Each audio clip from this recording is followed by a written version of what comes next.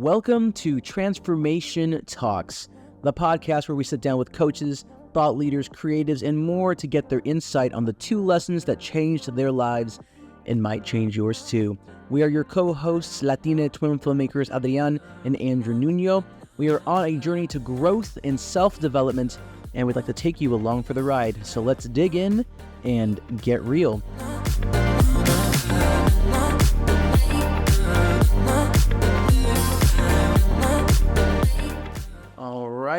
All right.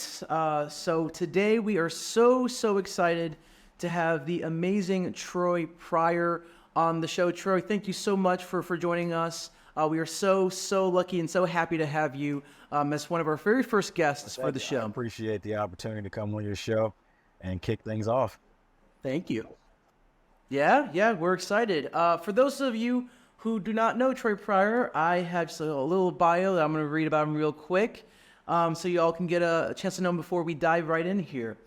So a Chicago native, Troy Osborne Pryor is a media producer, speaker, and coach, but his true superpower is the ability to connect people and resources. His collaborations have led to award-winning projects and content on multiple platforms. Pryor is the founder of Creative Cypher, a portfolio of media companies and investments under his company Pryor Holdings. He is also the founder of the XL Film Festival and vice president of SAG-AFTRA Chicago. With his extensive experience in theater and film, he quickly discovered the need to connect undiscovered diverse talent to mainstream media platforms. Troy organically began to create an ecosystem of talent through his entertainment brands Creative Cypher and Pryor Holdings in hopes to merge that gap. A proud alumni and linebacker of University of Illinois, Troy was the youngest person ever to be elected to SAG-AFTRA's Chicago's Board of Directors and was a mentor for President Barack Obama's White House Project, a call to arts his with SAG-AFTRA. A thought leader on the forefront of politics within the entertainment industry, Troy has been able to identify key traits and skills that set people apart, whether they are center stage or behind the scenes.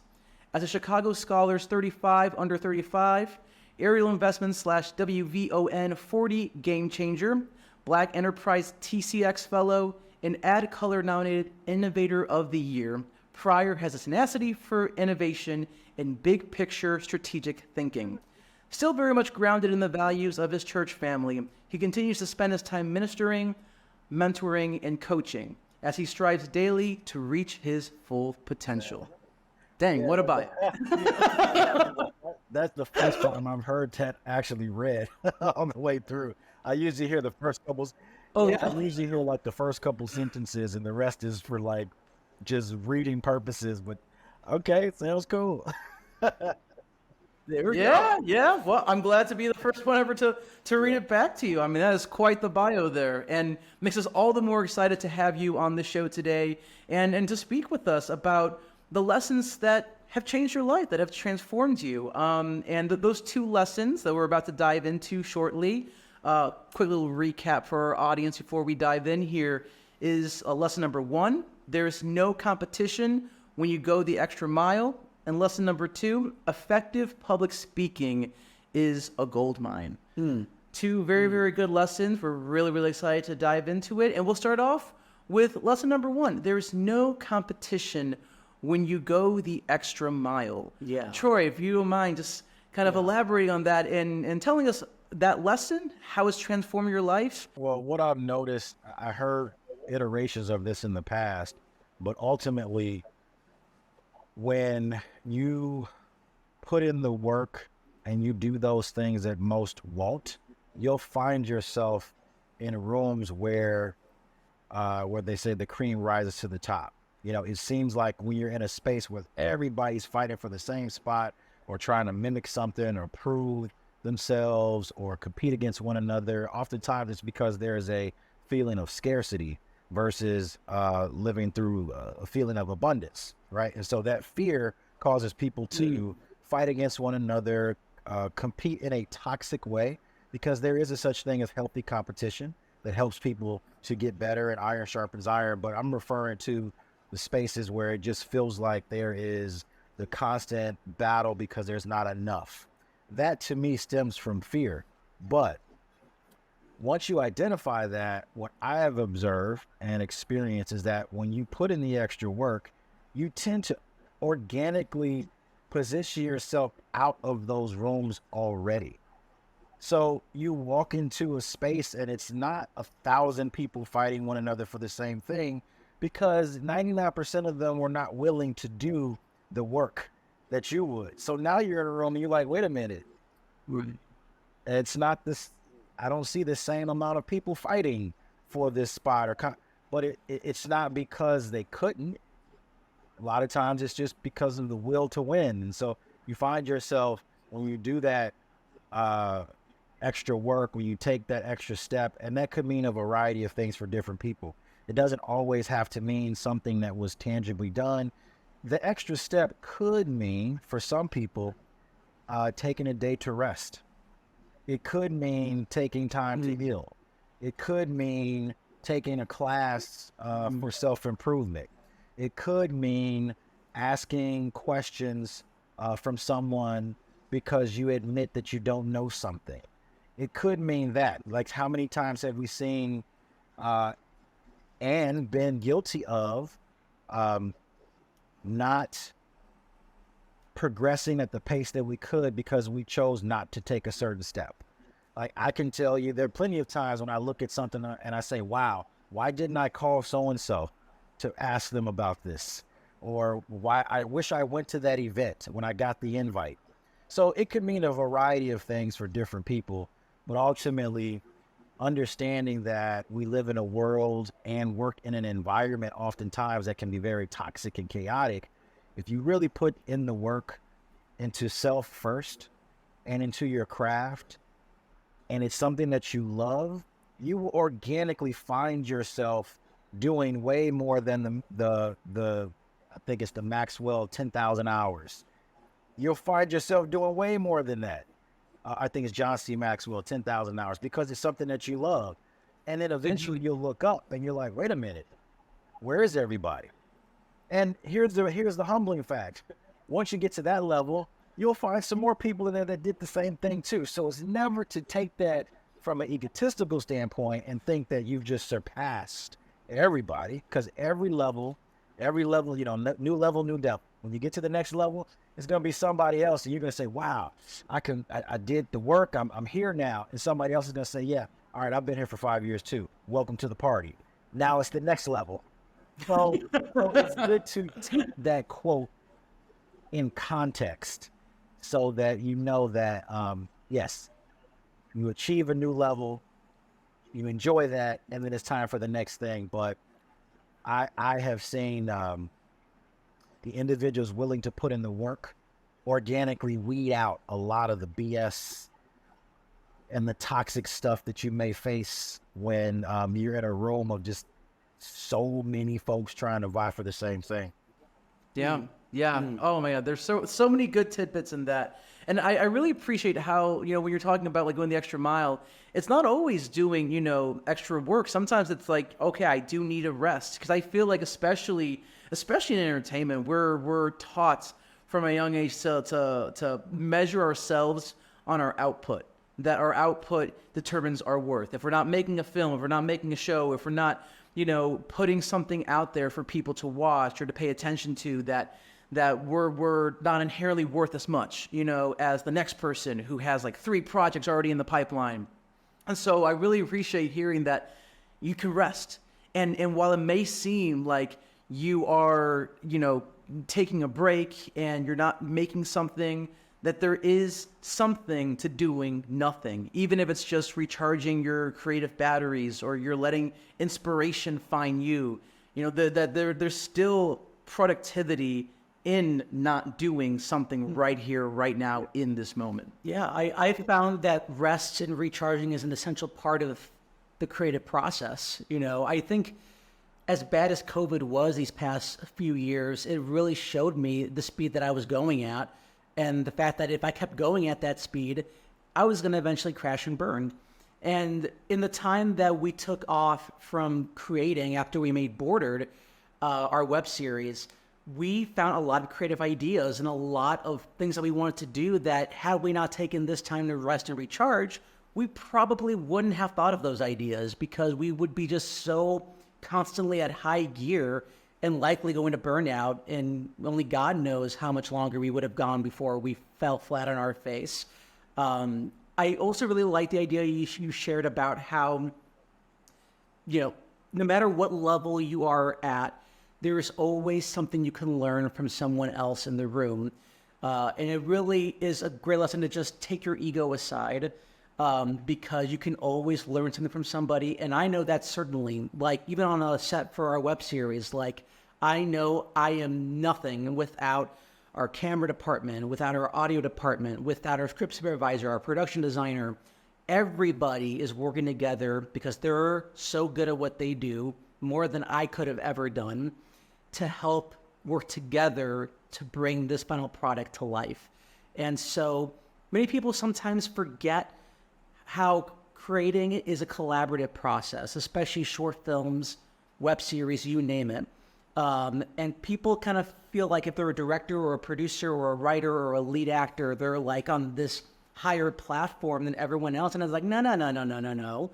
Like, everybody has to work together. Everyone's role is important to bring this to life. And I feel like sometimes folks forget that.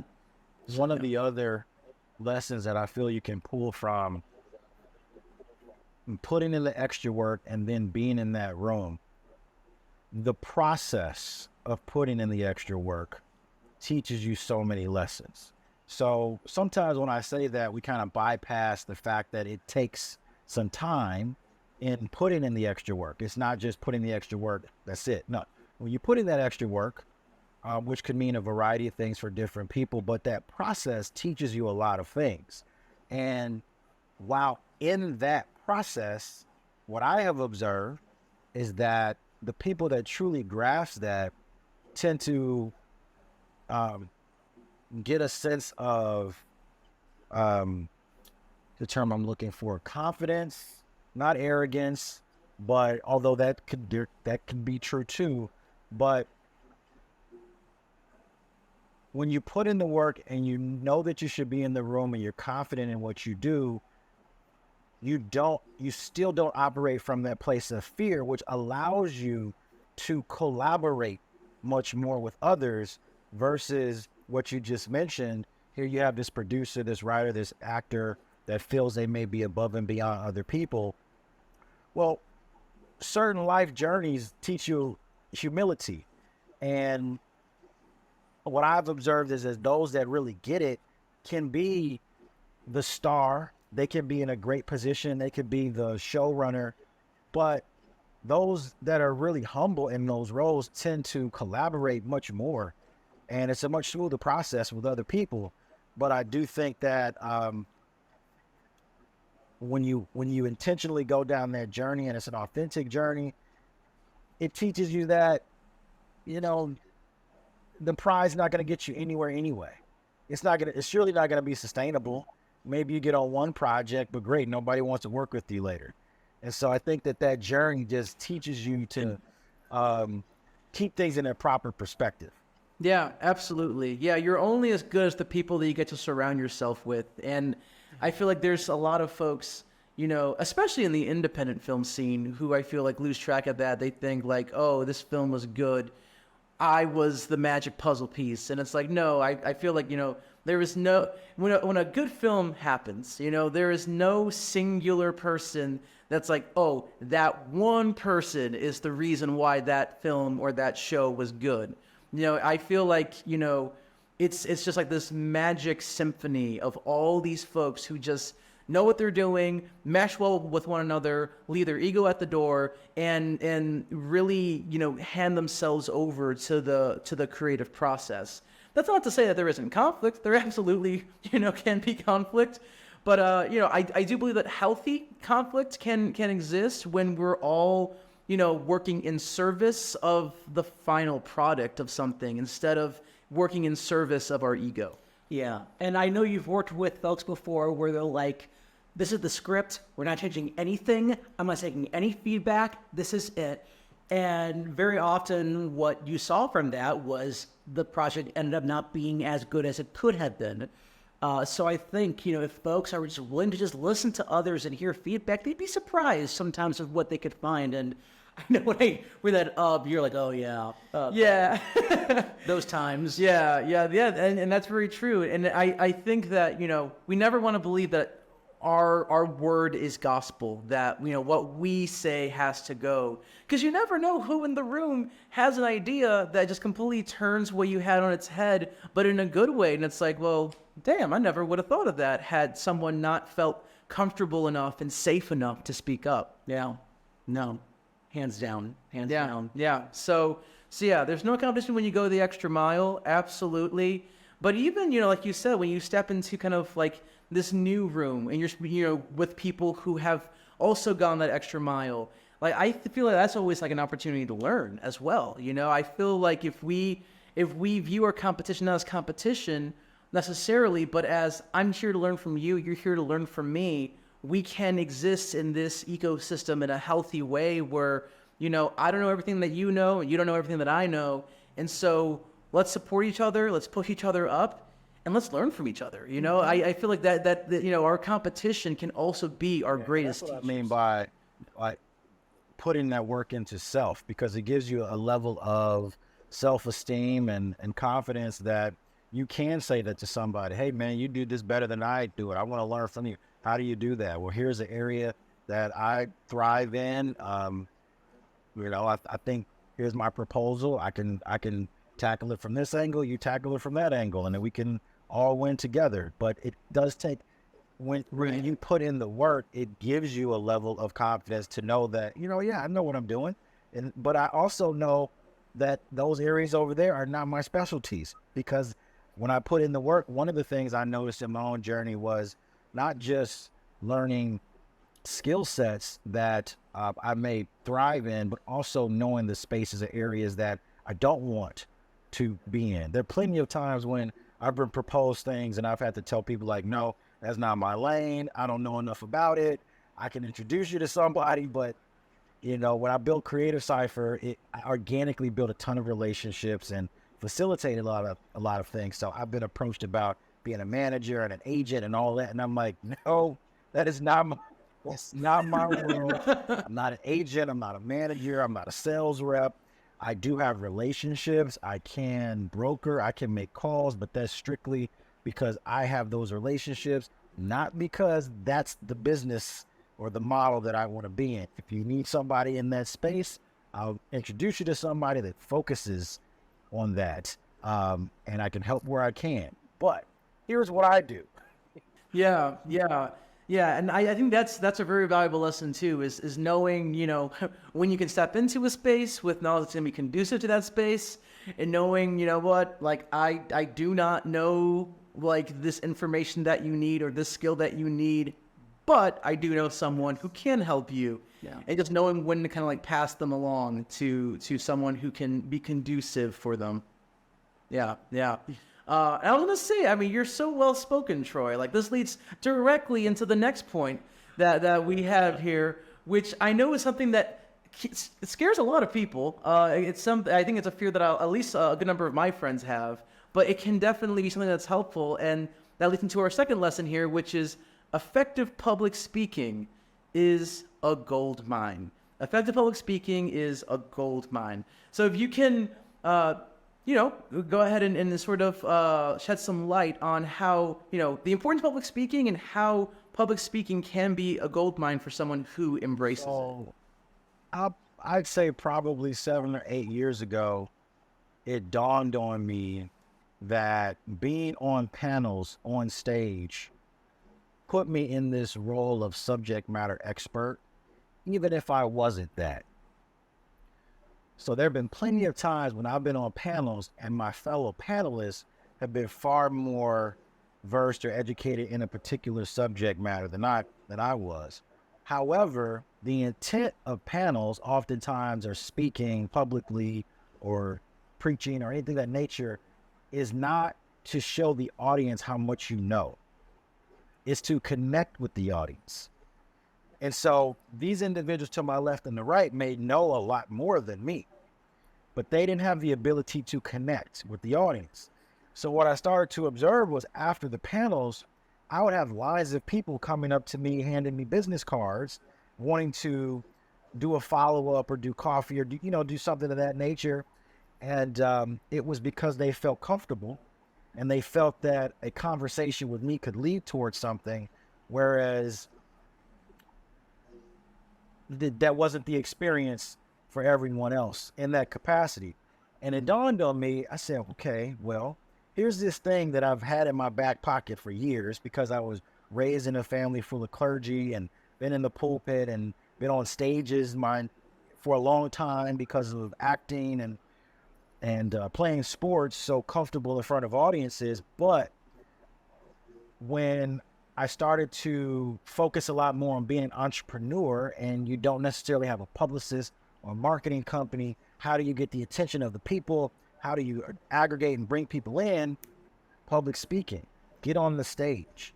I knew that if I could get on more stages, then I could attract the individuals that I would inevitably want to connect with, but also I could gain the knowledge because I could soak up that easily. And what I'd also do is I'd learn from my panelists. We get on stage and let's say there's 10 things we're talking about, but I really only know about half of them. The other folks know all 10, but they can't connect. Within a short period of time, I'm going to connect with them, learn the other 5, know all 10, and then I'm back on stage with knowing all 10 things, And so I saw that was a huge catalyst for me. And it opened up new relationships, new doors. It got me on boards and rooms. This organization, may want to communicate a specific message to an audience, and they need someone to be able to do that. So the skill of public speaking, just as a skill, is a gold mine because it allows you to connect with audiences. Now, when you connect with those audiences, it allows you to then build your network. When you build your network, as someone who's now an executive producer and media exec, I now have access, and that access allows me to transfer the relationships and the resources into projects. But it's not like it came from any magic potion or pill. It was literally, I was able to connect with certain people, build authentic relationships. In some cases, it was just interpersonal with one person. Sometimes it's with the entire group. Sometimes on behalf of an institution or an organization. But I would then walk away with new relationships and new access to resources that I can then use as a producer.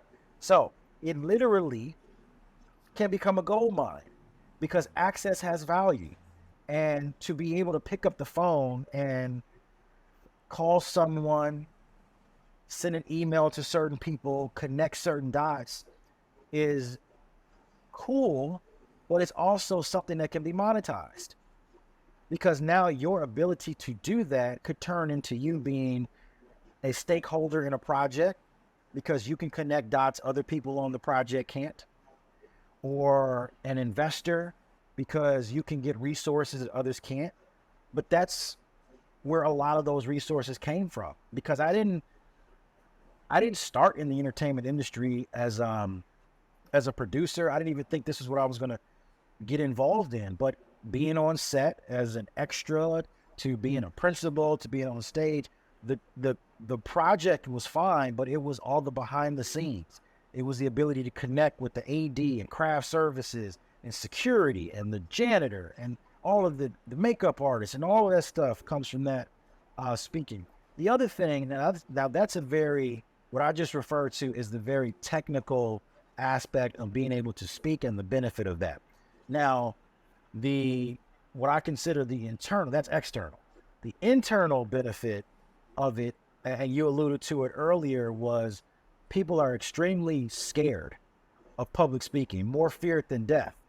So if you have an individual that becomes comfortable doing that, internally, it can be a challenge to frighten them with a lot of things because they're already doing the thing that most people are scared of. Now, it does not mean, and in my case, it doesn't mean there are any fears, but it does mean that you're more likely to take the chance or the risk or to try things that others may not, because you're already getting comfortable in an environment that most people will never try to be in.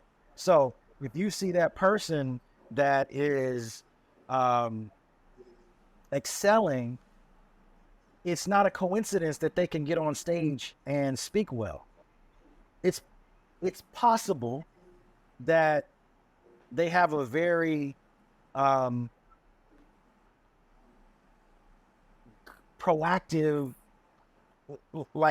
a very proactive energy about them.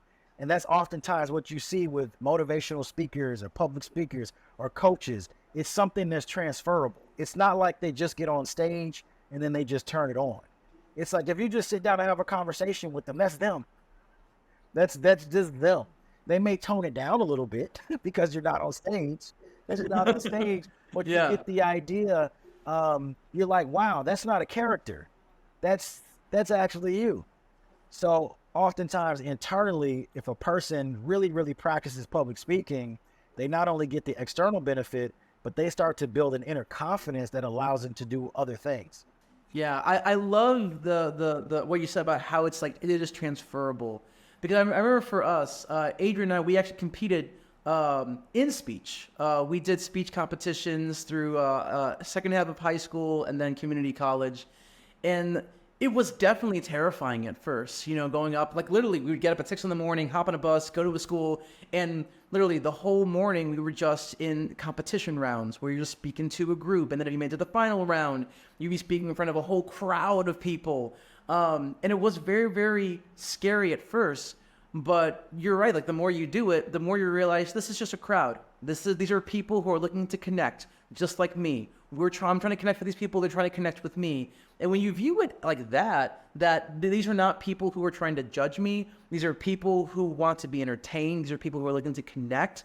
It does make it so much less scary to go up and speak in front of a crowd because we're all looking for the same thing. We're all looking for connection. We're all looking for something that can bond us. And it's amazing how when you change it in that way, it really does make things a lot less scary. Even when you are off stage, like you said, you speak with someone who heard you talk and you're trying to make a connection there, or you sit next to someone on the train and you feel more empowered to strike up a conversation with them in that way. It has blown my mind to your point how having done speech competitively, how it really does ricochet into all these other areas of life. Yeah, and just how much it can make an impact on the people around you just being good with public speaking skills. Like I once did a video with a Fortune 500 CEO, and once the video was done, the videographers came up to me and were just like, I've seen the CEO do videos with VPs, directors, senior vice presidents, and they all usually like squirm or are just like freaking out or just really tense. But you were calm the whole time. You just really held your own against this guy, and we've never seen someone do that before. And so I just took note of that, of like, that's college and high school speech, baby, right there. But also I would say even nonverbal communication is also just as important as verbal communication, because I remember one time I saw Mayor Lori Lightfoot speak right after she was elected. And the whole time she's speaking, I'm like giving her nonverbals and just like showing that I'm paying attention. And afterwards, as her security came to get her out of the room, she comes over to me, shakes my hand, and it's like, I really appreciated the nonverbals you were giving throughout my speech. I really appreciated that. She walks away, and everyone's just like, do you know the mayor personally? Like, are you like friends with the mayor? What'd you do? And I'm like, I just smiled and nodded the whole time. That's all I did. I just showed I was paying attention. And it comes to show that it really does pay to just be actively listening and to be attentive, because you never really know how even small things like that can really make an impression on somebody, whether it's a CEO or the mayor of a city, you name it. Yeah, I mean, you could argue to that point that effective non-speaking can also be a gold mine. Seriously. In that sense. Seriously. So 93%, I believe, 93% of communication is nonverbal. So the majority of what you actually say is not, or are not, the words that come out of your mouth. It's your tone, it's your inflection, it's your timing, it's the body language, it's paying attention to the surroundings, it's context. Context changes everything. Oh, yes, it does. Yeah. Yes.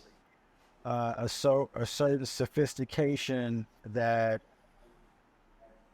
an individual who knows how to navigate different rooms will have, that oftentimes you'll see with certain politicians or community leaders that can walk in different rooms, and it can be really anybody. Doesn't have to be that particular field, politician, anything like that. It could just be a person that just knows how to connect and speak with other people, and then opportunities like that open up. I remember I was so funny. I don't know if he was serious or not, but someone asked The Rock if he would ever run for president, because when you think about it, like, this is a dude that looks like, from all appearances, could go in any room and talk to anybody. It just looks like he has the capacity and the level of empathy to connect with a wide variety of individuals. So the question doesn't stem from the interviewer at that time considering that he had a huge political background or even a desire for it. It all stemmed from his ability to be the people's champ, which is what he was called when he was a wrestler. Like, here's a person that has an ability to bring people together. They will listen to what he has to say, and he's not a polarizing character to where people from vastly different backgrounds still like that person. So when you see people that know how to navigate like that, it's that gold mine. So it's amazing, what that can actually do for a person if you really, really sharpen that craft, sharpen that skill of speaking. Seriously. Yeah. Seriously. Absolutely. And to that point, I liked how when you first started speaking on this point, you talked about how even if you don't know the most about a certain topic, you're speaking on this panel, even if you're not the most knowledgeable, you can still connect with an audience, and you can still, speak about the topic in a way that really engages people and resonates with people. And I think that that's so true. There's been so many panels that we've been on where it's like, yeah, I may not know the most about like editing per se, but I can speak to like my experience working with editors and like the little bit of experience I do have, like when it comes to actually like editing something. And if you can communicate that in a way that really resonates with somebody, you can still get them on their side, even if you're not, the most knowledgeable subject matter expert sitting on that panel. Yeah, even if you may not be the most knowledgeable person about said topic, you are the most willing to speak about that topic, and you still have your experience. You still have an experience of your own, which is still very valid. Like, I remember once we were at a web series festival in New York, and they were looking for like people who may want to lead like mini sessions towards the end of the festival, and Andrew and I threw our hat into the ring of like, if you guys are interested, we can maybe talk about social media. And then we get a text from one of the organizers of the festival saying, would you be able to lead a festival tomorrow afternoon? Yeah, lead a session. Yeah, lead a session. And it was just like, sure. And we thought, okay, maybe not many people will show up for the session, so I think we'll be fine. And then we ended up getting enough to like create like a mini circle of folks. And we ended up sharing information that we thought was common knowledge, but to them they're like, "Oh, that's so good," or "Oh, that's a very good note." And it was just like, "Wow, I guess we are a bit more knowledgeable than we thought." And so your experiences are still just as worthy, even if you yourself feel like, "Oh, like this is common knowledge. Everyone knows." Yeah, this. and to that point, when you are so familiar with public speaking, it does make you a lot less afraid to throw your hat into the ring, That too. or to speak up, or to offer your thoughts. And you never know how just saying like, "Oh, I can speak on said topic," can just open this door and open that door and open that door and open that door. And I think that, making yourself, like forcing yourself in front of audiences, in front of people, it does make you so much more willing to raise your hand and to say something. Whereas I feel like a lot of people who shy away from crowds, they're just like, no, because I can be made fun of, or someone might have something, a problem with what I say. And that's not to say that can't happen. It definitely has happened for me in the past where people have disagreed or they've had a bone to pick with something I've said. But I think even then, to your point that you made earlier, it does make you more proactive. It does, kind of train you to handle those situations whenever they do arise. And I've become comfortable being in the hot seat. It was so interesting. Just yesterday or the day before, I got a call from another actor, and he has another business, and his clothes are being used in the new show Power, or the next season of Power, Force. And he was going on the news, and he said, "Hey man, I'm going on the news. I know it's a strike going on. I want to be cautious of what I say. What can I or can't I say?" And it dawned on me afterwards, like, he's about to go on the news, and he just called and asked me for advice on what to say. And I'm like, you don't even think about how it can affect, how you can affect people sometimes. And what you just mentioned earlier about the festival asking you to lead a session, and you didn't realize, you took for granted what others may have said. This is great. I've walked away from many of conversations not even thinking anything about it.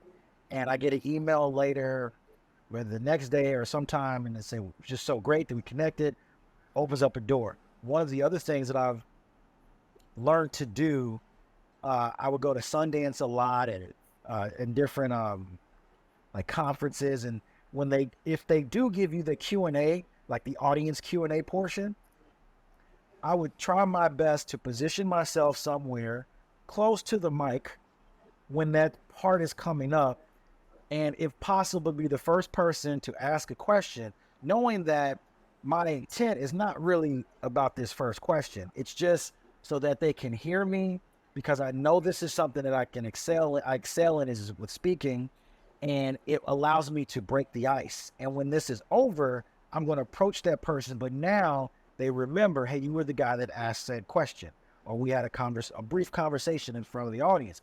It elevates your positioning almost instantly.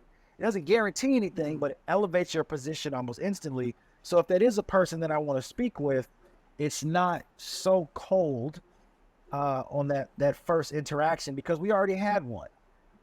And so those are just certain things that I've noticed that you can take advantage of if you are willing to take that extra step and speak in front of an audience. Yeah, absolutely. Absolutely. And so that is the perfect way to bring things full circle here on how effective public speaking, or in Adrian's case, even effective public non-speaking can be a very effective gold mine. It can open up a lot of doors that you may not have even thought possible, when you first enter a space and you share space with other folks. And so, yeah, thank you for sharing both of these lessons, Troy. To recap them for our listeners, first lesson, there's no competition when you go the extra mile. Lesson number 2, effective public speaking is a gold mine. And so, yeah, we appreciate you sharing both of these lessons. And for our listeners who are listening to this right now, where can they find you on social media, Troy? If they want to, follow all the things you're doing with Creative Cypher, all the things that you are doing personally, the film festivals you're involved in, where can our listeners find you? Absolutely. Thanks so much for having me on, and thanks for everyone out there listening. You can find me on social media at Troy O. Pryor. You can find Creative Cypher at Creative Cypher. And if you go to either of those IG pages, you'll see links to everything else. You can go to creativecypher.org, subscribe to our newsletter, and you can see all the activity that's coming up between the newsletter and on social media. Awesome. Cool. So, yeah, be sure to follow him, folks. He's got a lot of amazing things going on. I'm excited to see what you do next, Troy. Thank you so much for your time, for being one of our inaugural guests on this show. And yeah, we'll be sure to keep up with what you got cooking up next. All right. Thanks for having me. Peace. Thank you very much for tuning in to Transformation Talks. We hope this podcast has brought you insightful conversations, laughter, and a deeper understanding of the human experience. If you enjoyed this podcast, please consider leaving a review and sharing it with your friends, family, and fellow truth seekers. Remember, it's okay to be real, to be imperfect, and to navigate the messy and beautiful journey of life. So thank you for joining us on this incredible journey. And until next time, remember that you have the power to transform your world. Thanks again, everybody. We'll talk to you again soon. Take care, everybody.